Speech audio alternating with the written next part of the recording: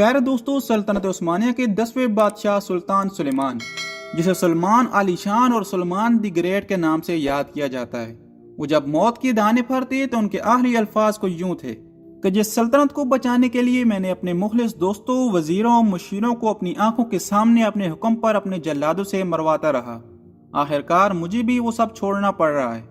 تخت چھوڑنے کا ملال نہیں، البتہ اپنوں کو اپنوں کی سازش کے تحت مروانے اور دور کرنے کا دکھ دل میں موجود ہے، جسے ساتھ لیے سلطنت چھوڑ رہا ہوں۔ سلطان سلیمان ترک علاقے طرابزون میں 6 نومبر 1494 کو پیدا ہوئے۔ سلطنت عثمانیہ کے تخت پر 30 ستمبر 1520 سے 6 ستمبر 1566 تک 46 سال حکمران رہے۔ سلطان سلیمان کے معتمد خاص ابراہیم وینش جنگ کے دوران بے سروپا ہو گئے۔ تقریباً 1514 کا قصہ ہے کہ سلطان بطور شہزادہ دریا کنارے جا رہے تھے کہ سریلی بانسری کی آواز سنائی دی، اور وہ بانسری بجانے والا لڑکا ابراہیم تھا۔ سلیمان بانسری کے سننے کے شیدائی اور ابراہیم بانسری بجانے کا ماہر تھا۔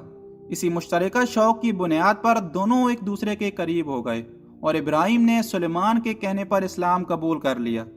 سلطنت عثمانیہ کا تاج اپنے سر پر پہننے کے بعد ابراہیم پاشا سلطان کے قریبی ساتھیوں میں شمار ہونے لگا، اور سب سے پہلے ابراہیم پاشا کو شاہی فورس بنا دیا گیا۔ اس کے بعد شاہی خوابگاہ کی سیکورٹی کی ذمہ داری سونپ دی گئی۔ ابراہیم پاشا کو سلطان سلیمان نے 1523 کو سلطنت کا وزیر اعظم بنا دیا، اور یوں ابراہیم پاشا تمام افواج کے کمانڈر ان چیف بھی تعینات ہو گئے۔ سلطان سلیمان کے معتمد خاص ابراہیم پاشا کی شادی سلطان سلیمان کی بہن ختیجہ سلطان سے ہونے کے بعد دوستی رشتہ داری میں تبدیل ہو گئی تھی۔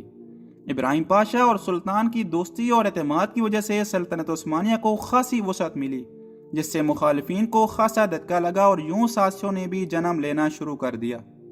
لیکن سلطنت عثمانیہ کو نقصان نہیں پہنچا، البتہ جس وقت معاملاتی سازشوں نے جنم لیا اور سلطان سلیمان کی جانشینی کی لڑائی شروع ہوئی تو سلطان سلیمان کے اقتدار میں دراڑیں پڑنا شروع ہو گئیں۔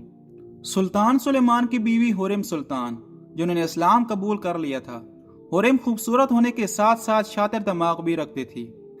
حورم کی خواہش تھی کہ سلطان سلیمان کا جانشین اس کا بیٹا ہو، جبکہ ابراہیم پاشا سلطان سلیمان کے بڑے بیٹے مصطفیٰ کو جانشین بنوانا چاہتا تھا۔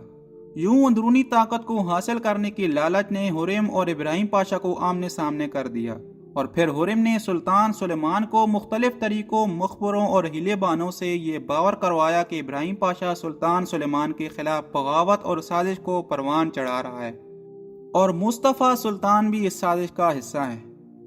سلطان سلیمان ابراہیم پاشا سے بھی زیادہ حورم سلطان پر اعتماد کرتا تھا۔ آخرکار حورم سلطان کا سازشی اور حورم سلطان کامیاب ہوئے۔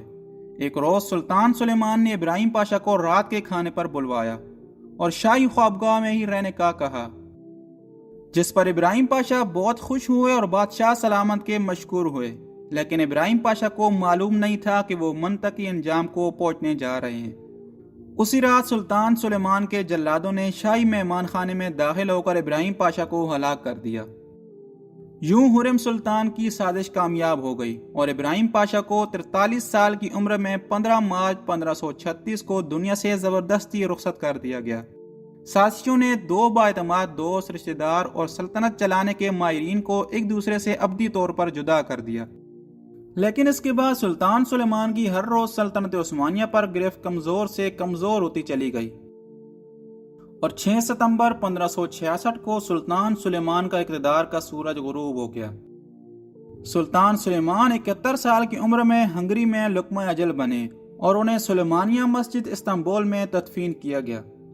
پیارے دوستو، سلطنت عثمانیہ کے 10ویں بادشاہ سلطان سلیمان کی کہانی کو مد نظر رکھیے اور دور جدید کے مسلم حکمرانوں پر نظر ڈالیے تو معلوم ہوگا کہ کردار تبدیل ہوئے ہیں، لیکن سوچ اور حالات تبدیل نہیں ہوئے۔